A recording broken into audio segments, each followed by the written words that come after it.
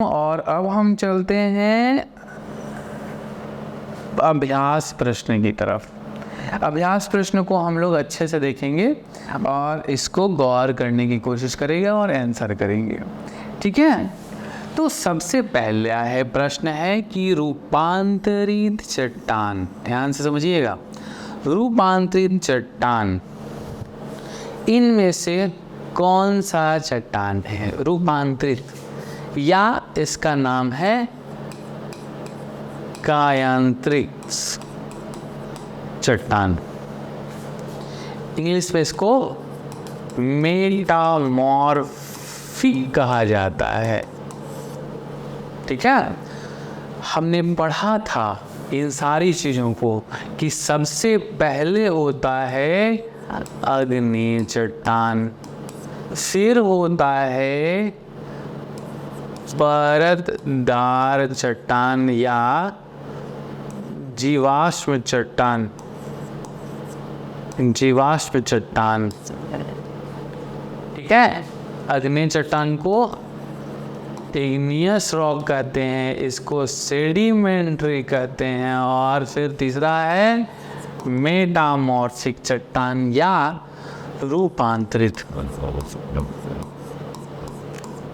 नाम से ही है कि इसका रूप बदलते रहता है, उसको रूपांतरित चट्टान कहते हैं।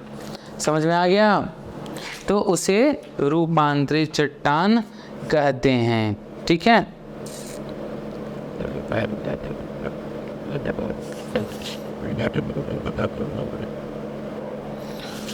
ठीक है, रूपांतरित चट्टान कहते हैं। तो बेसाल्ट, हम जानते हैं कि जो बेसाल्ट है वो इग्नियस रॉक से बना है, वहीं ग्रेनाइट जो है वो इग्नियस रॉक के बना है, और चूना पत्थर को हम सेडिमेंट्री रॉक में कहते हैं, और चूना पत्थर ही रूपांतरित करके संगमरमर में बन जाता है।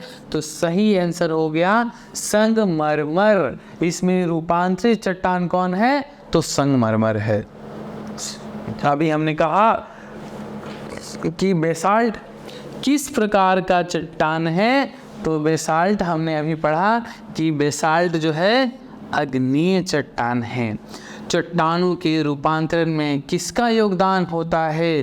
तो हमने पढ़ा था कि दाब का प्रभाव रहता है, और तीसरा रासायनिक अभिक्रियाओं का भी प्रभाव रहता है, रासायनिक भी प्रभाव रहता है। तो हम इसमें से ताप का भी कहेंगे, दाब का भी कहेंगे, और रासायनिक भी कहेंगे, क्योंकि इसके सारे उत्तर सही हैं। अब खाली जगहों को भरने का प्रयास करेंगे हम लोग। अगला देखेंगे, खाली जगहों को हम भरने का भी प्रयास करेंगे। तो अगला प्रश्न है कि जो चट्टान ज्वालामुखी से निकले लावा के ठंडा होने से बनता है, सिंपल सा है, चलो आप लोग जल्दी बताओ वो कौन सा आंसर होगा इसका, कि जो चट्टान ज्वालामुखी से निकले लावा से होकर के बनता है उसको बोलते हैं अग्नि चट्टान, ठीक है। उसका नाम है अग्नि चट्टान। जिस चट्टानों में परत पाई जाती है, याद करो क्लास में, पिछले क्लास में हम लोगों ने पढ़ा था, ऐसे करके ये चट्टान टूट रहे हैं, लाल पीला हरा दोनों हमने कलर बनाया था, ऐसे ऐसे ऐसे ऐसे बना था, उसको कहते हैं परतदार चट्टान, उसको कहते हैं जीवाश्म चट्टान या परतदार चट्टान या सेडिमेंट्री रॉक, ठीक है। हिंदी में इसे कहते हैं परतदार, क्योंकि इसमें परत होता है, या इसी का दूसरा नाम है जीवाश्म चट्टान, ठीक है। इसी का नाम है जीवाश्म चट्टान, इसमें जीवाश्म मिलता है। याद है, उसमें अलग अलग कलर से हमने बनाया था पिछले क्लास का, आपको याद होगा। तो ज्वालामुखी से निकला गर्म पदार्थ, ध्यान से इसमें थोड़ा सा चीज़ें समझने वाला है, जैसे हम यहाँ समझने की कोशिश करेंगे। ज्वालामुखी ऐसे है, ये पृथ्वी है और ये ज्वालामुखी से निकल रहा है, ठीक है। तो जो इसमें मान लेते हैं जो आपने चापाकल चलाते हो ना, चापाकल ऐसे ऐसे चलाते हैं हम, तो उसमें अंदर पानी रहता है और फिर उससे बाहर पानी निकलता है। तो वैसे ही समझना है कि ये अंदर जो है वो एक भरा हुआ है इसमें और ये बाहर होता है, ठीक है। तो जो पाइप में भरा हुआ पानी है अर्थात जो पृथ्वी के अंदर है उसे कहते हैं मैग्मा। और जो बाहर निकल गया, जो हमारे बाल्टी में पानी आ गया, अर्थात मैग्मा जब पृथ्वी से बाहर निकलती है इसे कहते हैं लावा। इसे कहते हैं लावा, ठीक है, इसे कहते हैं लावा। ध्यान समझने की बात है, ध्यान समझना, ठीक है। तो ज्वालामुखी से निकला गर्म पदार्थ, ठीक है, या तो ये मैग्मा कहलाता है या लावा कहलाता है।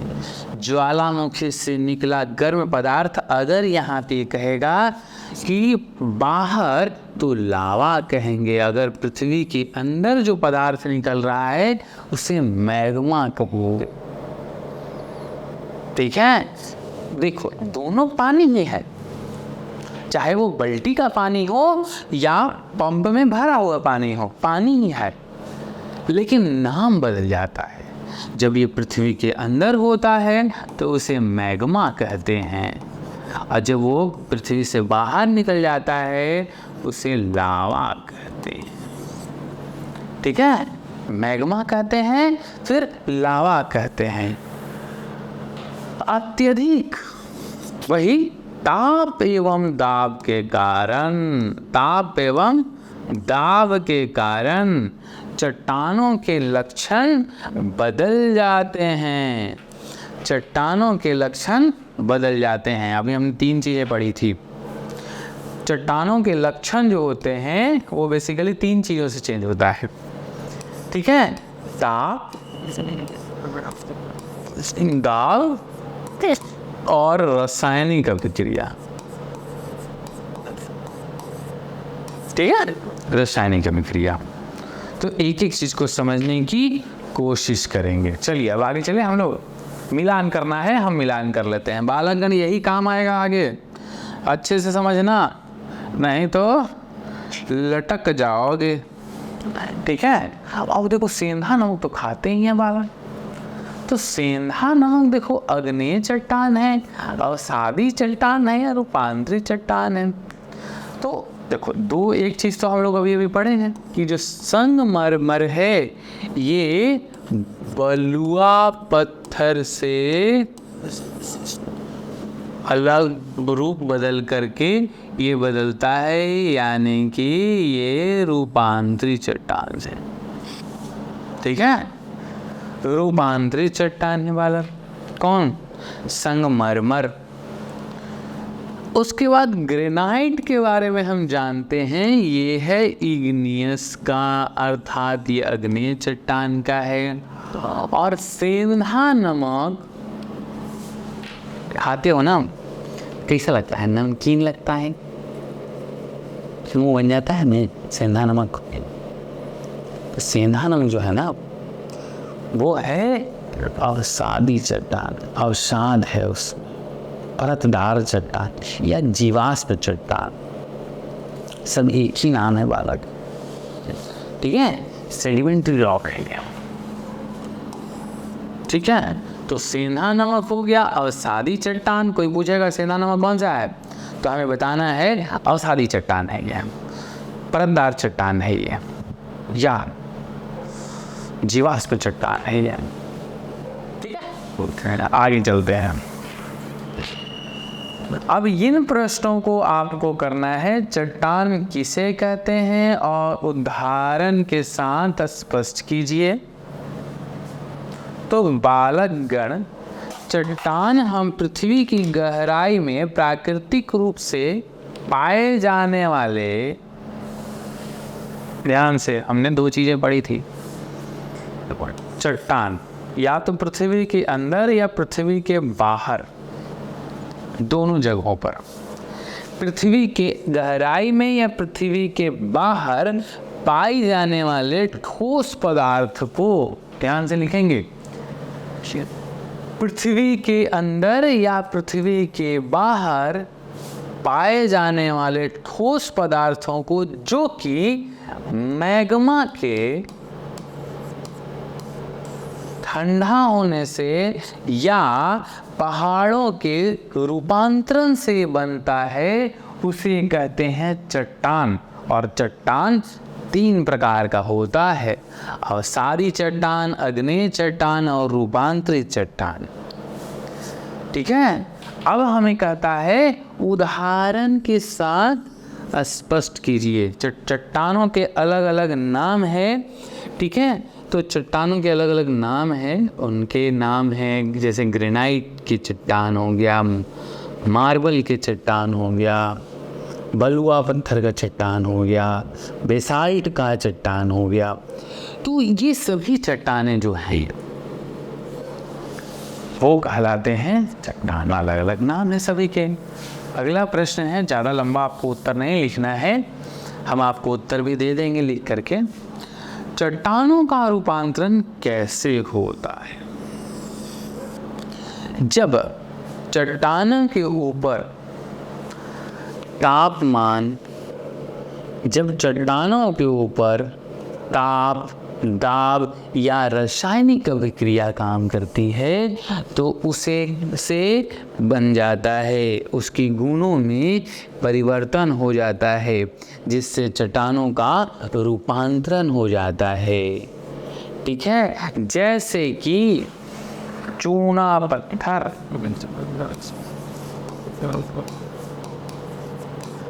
पत्थर संगमरमर बन जाता है,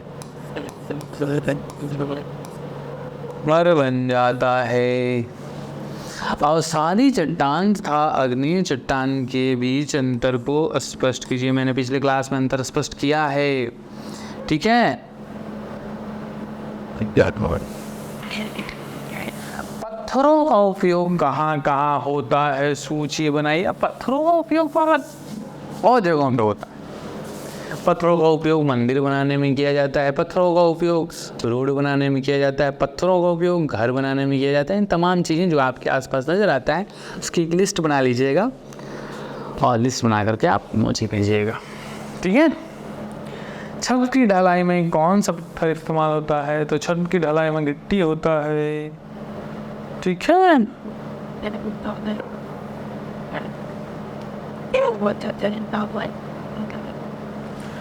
ठीक है, छत की ढलाई में, ठीक है, ठीक है। अगला है, छत की ढलाई में कौन सा पत्थर का इस्तेमाल होता है? देखिए, छत की ढलाई में पहले तो गिट्टी होता है, उसके बाद फिर स्लेट होता है। आपने देखा होगा कि ऐसा स्लेट लगा करके और पत्थरों की इस्तेमाल की जाती है, बीम डाल करके, और बीम डाल करके इसके ऊपर डाला जाता है। ठीक है, चट्टानों के प्रकार और उनकी बनावट के बारे में लिखिए। हमने अभी बताया था चट्टानों के प्रकार, अवसादी, अग्नेय, रूपांतरित चट्टानों के बारे में। ठीक है, आकार, अवस्था, मैग्मा पदार्थ के इस पर निर्भर करता है तमाम चीज़ें। अब अगला है, इस भवनों के बारे में पता करिए कि ये भवन जो है, जैसे रोहतास गढ़ का किला। ठीक है, ये देखेंगे हम, रोहतास गढ़ का किला, ये दिख रहा है आपको बालक? ये रोहतास गढ़ का किला है। ठीक है, इस किला के बारे में कहा जाता है, ये रोहतास में है, बिहार के रोहतास में, औरंगाबाद के जब बगल में आप जाएंगे तो रोहतास गढ़ का किला है। कहा जाता है इस किला का निर्माण त्रेता युग में हुआ है। त्रेता युग में जब श्री रामचंद्र जी का युग हुआ था तो उस समय एक राजा हरिश्चंद्र थे। वो राजा हरिश्चंद्र नहीं जो उसमें सतयुग में थे, वो नहीं, राजा हरिश्चंद्र ने इसका निर्माण करवाया था। ठीक है, ये देखिए, ये पूरा महल है, पूरी चीज़ें हैं। ठीक है, तो ये जो किला है बहुत बड़ा चौड़ा है, ये लगभग 45 किलोमीटर में फैला हुआ है। कितना किलोमीटर में फैला है? ये है 45 किलोमीटर में फैला हुआ, ठीक है। और बाद में चल करके इसका पुनर्निर्माण कराने वाले व्यक्ति का नाम है शेर शाह सूरी। क्या नाम है इसका? ध्यान से, इसका नाम है जो बाद में चल करके इसका निर्माण कराया, उसका नाम था शेर शाह सूरी, ठीक है। शाह सूरी ने इसका निर्माण कराया था। इसमें ग्रेनाइट शेल और सूखी चूना बना हुआ है, ग्रेनाइट का ये है, अर्थात अग्नेय चट्टान का बना हुआ है, अग्नेय चट्टान का बना हुआ है, ठीक है। तो ये जो किला है वो अग्नेय चट्टान का बना हुआ है।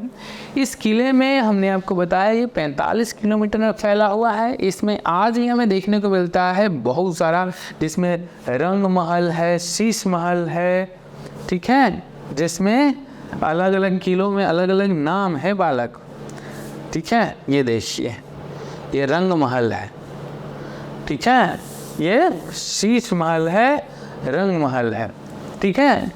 रानी का झरोखा है, इसके अलग अलग खंड हैं, जैसे आपके घरों में होते हैं वैसे ही इसमें भी होता है।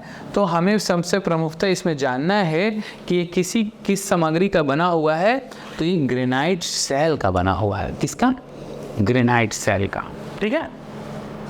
अब आगे चलें, कहानियाँ सुनना है इसके बारे में। तो इसके बारे में बहुत सारी कहानियाँ हैं, जिसमें कहा जाता है कि श्री रामचंद्र जी के काल में यहाँ बना था और राजा हरिश्चंद्र थे और रोहतास गढ़ का किला इसका नाम है। अगला हम पढ़ेंगे, ठीक है, दिल्ली का लाल किला।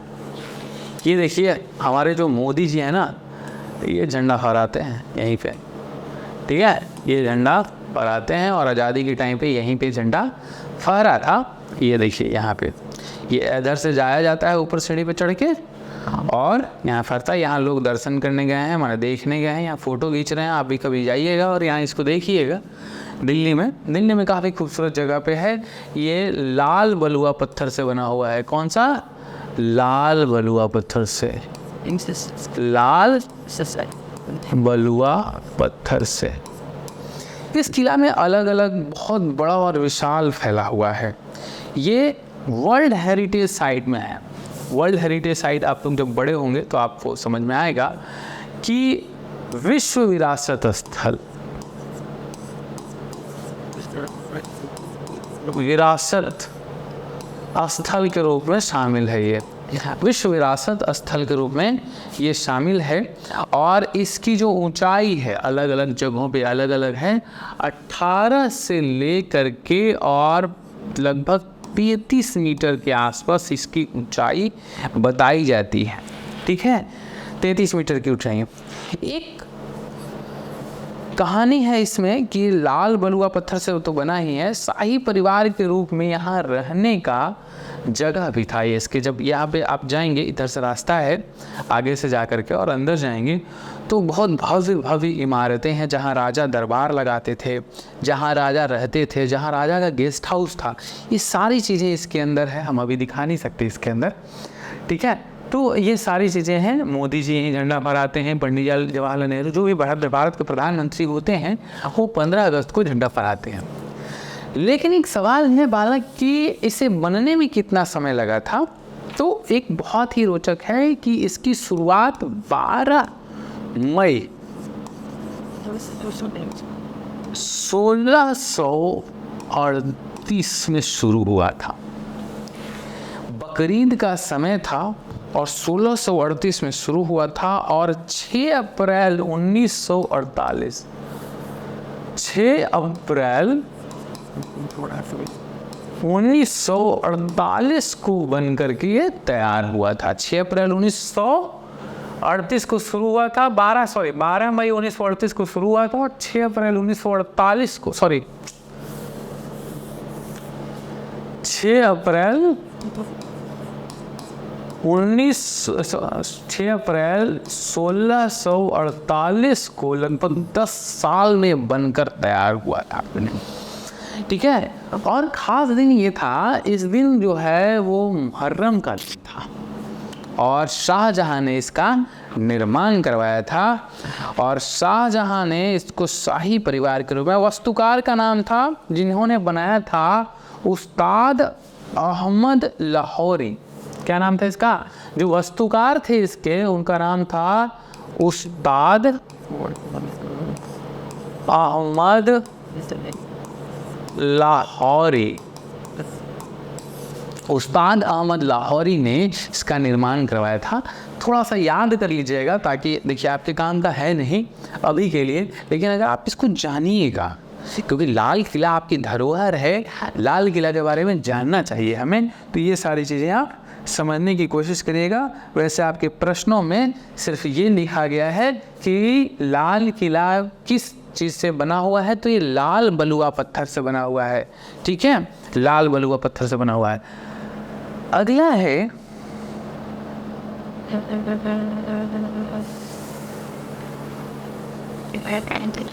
पत्थर की मस्जिद।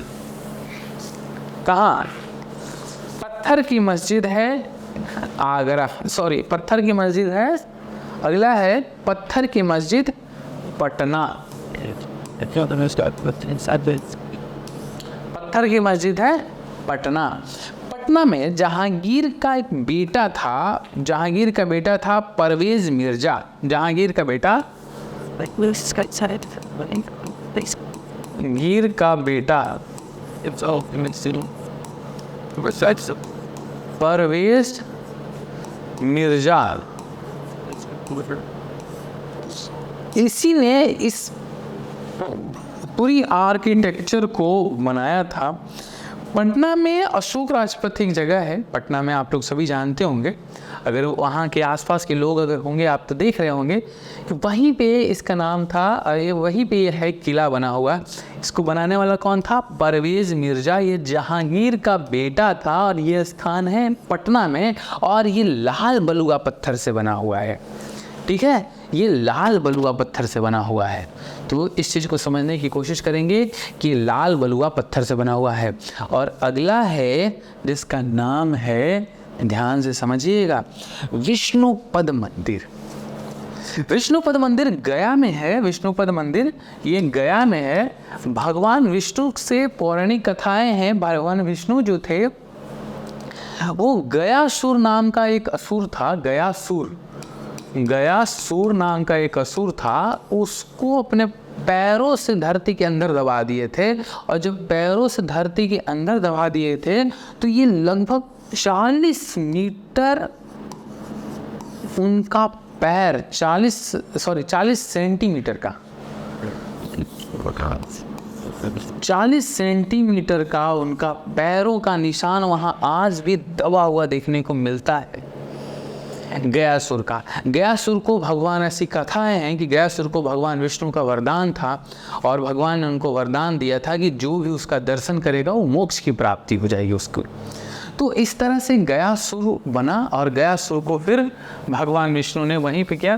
कहा जाता है कि माता सीता यहीं आई थी। और एक और चीज़, यहाँ झंडा है और इस झंडा को गयापाल पांडा बाल गोविंद ने दान किया था। ये लगभग 50 केजी सोना का है। ये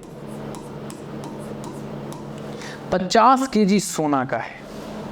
ठीक है, 50 केजी सोना का है। और अभी कहा जाता है कि जो वर्तमान का जो स्ट्रक्चर है या आप जो देख रहे हैं वो इंदौर की रानी थी देवी अहिल्या। इंदौर की देवी थी अहिल्या। तो उन्होंने इस चीज़ को बनाया था और बनवाया है विष्णुपद मंदिर गया में। और ये 50 केजी सोने का है और ये बना हुआ है बेसाल्ट से।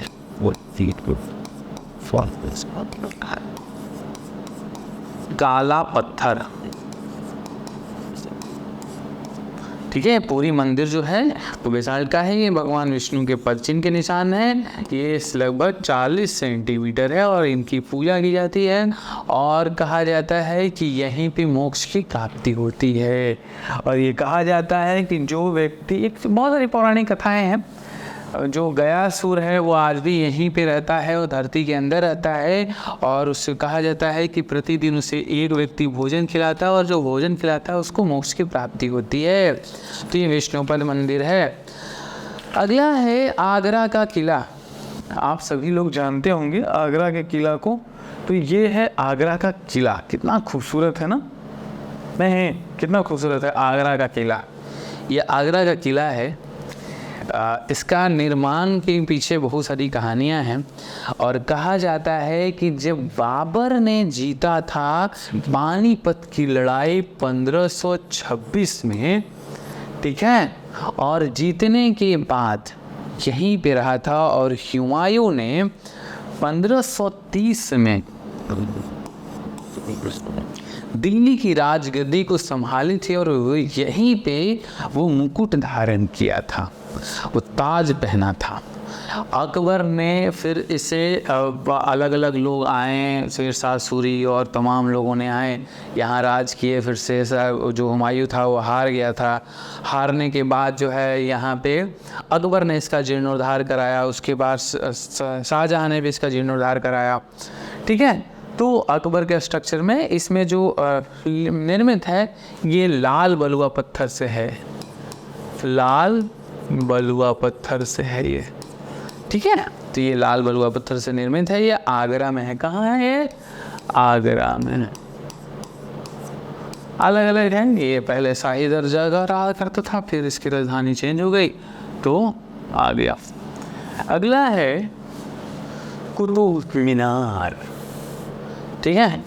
अगला है कुतुब मीनार। कुतुब मीनार के पीछे की कहानी है।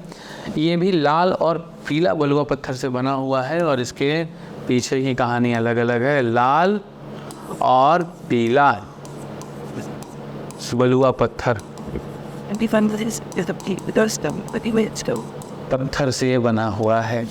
लाल और पीला बलुआ पत्थर से बना हुआ है। और अगला है हमारा बुद्ध की प्रतिमा। हमारे मेन स्क्रीन पे भी बुद्ध की प्रतिमा है, ठीक है। हमारे मेन स्क्रीन पे भी बुद्ध की प्रतिमा है। और ये जो बुद्ध भगवान हमारे बने हुए हैं ये बलुआ पत्थर और लाल पत्थर के से बना हुआ है। बलुआ पत्थर प्लस लाल पत्थर प्लस ग्रेनाइट,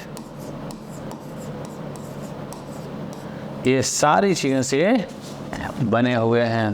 तो इस तरह से चीज़ें आज हम समाप्त करते हैं और हम लोगों ने अभी तक पढ़ा है। अगले दिन हम चैप्टर 3 पढ़ेंगे और चैप्टर 3 की बातों को समझने की कोशिश करेंगे। कोई डाउट रह गया हो तो आप हमें बताएं, हम आपकी डाउट्स को क्लियर करेंगे। कोई प्रश्न रह गया हो, हर एक चीज़ों को हमने गौर से पढ़ा है, समझने की कोशिश की है। बाकी नोट्स आपको मिलेगा, उसे आप पढ़ना है। जय हिंद।